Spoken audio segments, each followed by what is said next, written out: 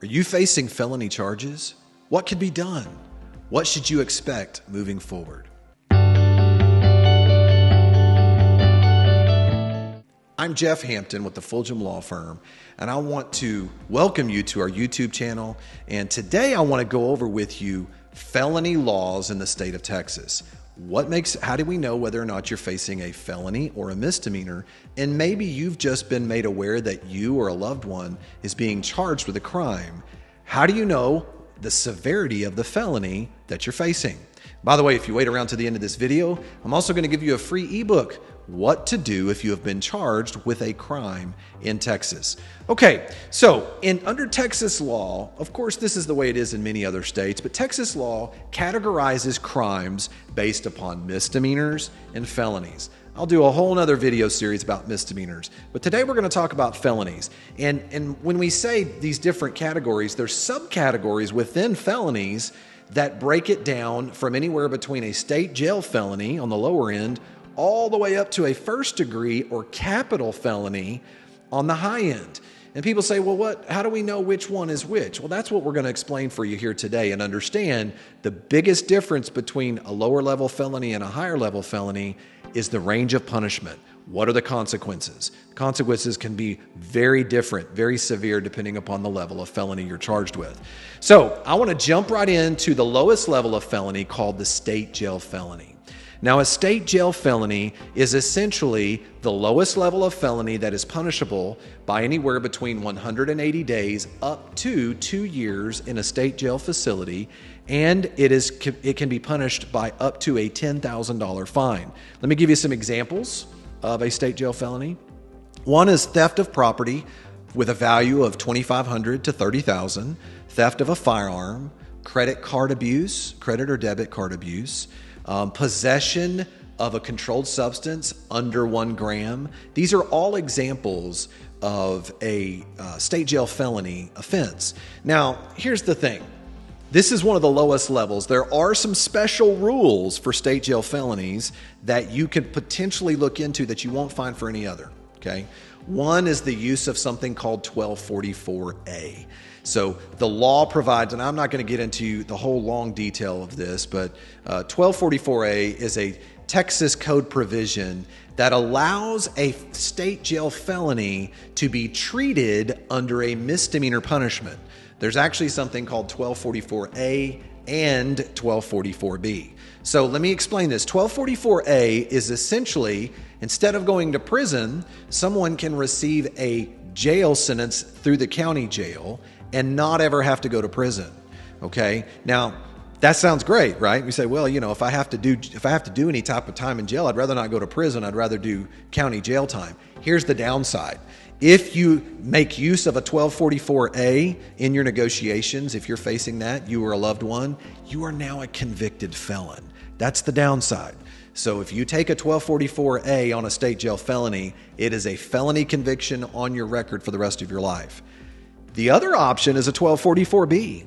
Now, a 1244B is actually different. You can take a state jail felony, and if you take a 1244B, it becomes a misdemeanor conviction. Not a felony conviction. It becomes a misdemeanor conviction. So these are a few options that exist under a state jail offense that do not exist under any other type of felony designation under Texas law. Okay. Now, let's move on to the next. It's a third degree felony. Third degree felony is one step above a state jail, and it's punishable by a minimum of 2 up to 10 years in prison and up to a $10,000 fine. A couple of examples. Okay. Examples of a third degree felony. Theft of property, if you start talking about stepping up that value, all right, you start really moving it up higher from where it presently is. Instead of it being $2,500 to $30,000, if you're $30,000 up to $150,000, you could be talking about a third degree felony. What about a shooting? And some people talk about it like a drive-by shooting with no injuries. That's a third degree felony. Deadly conduct, third degree felony. Discharge of a firearm. Also, possession of marijuana, 5 to 50 pounds. That's a third degree felony. And then if you have possession of a controlled substance, heroin, methamphetamine, cocaine, and it's 1 gram, to 4 grams. So if you possess anywhere between 1 to 4 grams of a controlled substance, you could be looking at a third degree felony. Then we're going to move on to a second degree felony, working our way up the designations. A second degree felony is punishable by a minimum of 2 up to 20 years in prison and up to a $10,000 fine. Here we're talking about aggravated assault. That's a big one. So a second degree felony would be an aggravated assault deadly weapon. That's one example. Reckless, what about an injury to a child? Sometimes when you have an injury to a child where there's a serious bodily injury, or if there is a continuous family violence charge with a prior conviction, or possession of a controlled substance of anywhere between 4 up to 200 grams. So now if you have more than 4 grams but less than 200 grams of a Schedule I drug, those are all examples, okay? All examples of a second degree felony. Then we get to the first degree felony. First degree felony is punishable by a minimum of 5 up to 99 years in prison and up to a $10,000 fine. And this is one where you start talking about sexual assault of a child, right? You start talking about any type of sexual assault, but particularly sexual assault of a child, possession of over 2,000 pounds of marijuana, or possession of a controlled substance of 200 up to 400 grams, or if the police try to claim someone's dealing drugs of that amount, you could be talking about a first degree felony. Last one I want to talk to you about is the capital felony, a capital first degree felony. Of course, this is an example, capital murder, right? That's the prime example is capital murder, where you could have a prison sentence of life without parole or face the death penalty. Those are the big reasons. Now, here's the reason why this is important also. If your loved one maybe has faced a felony conviction in the past, that is going to be held against them as to what their punishment range is if they pick up a new felony. So if you are designated or a loved one is designated as a repeat offender, you can have what would normally be a second degree felony elevated to a higher charge of a first degree felony.